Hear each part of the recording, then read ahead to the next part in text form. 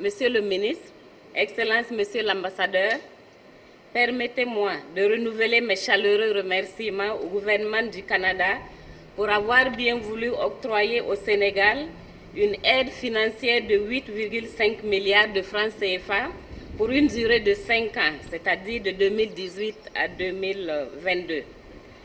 Cet important projet, exécuté sous le leadership du ministère de la Santé et de l'Action sociale et dans une approche décentralisée, prévoit un renforcement des capacités des partenaires de mise en œuvre des secteurs de la santé, de la jeunesse, de la famille et des ONG. Aussi, les structures sont dotées en matériel et équipements nécessaires pour une offre de services et soins de qualité à coût abordable.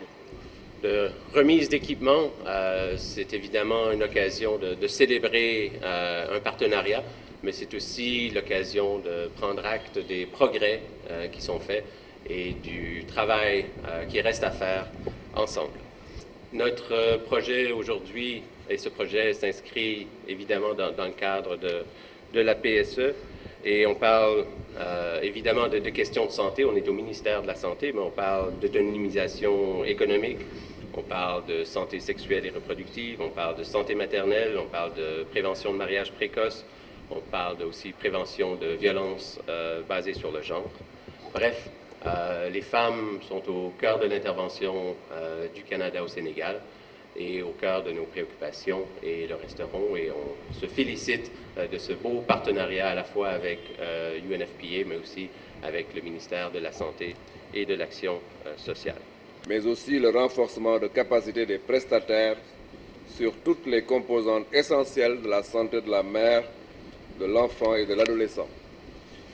Je note aussi la surveillance des décès maternels et néonatals et la prise en charge médico-chirurgicale des femmes porteurs de fistules obstétricales.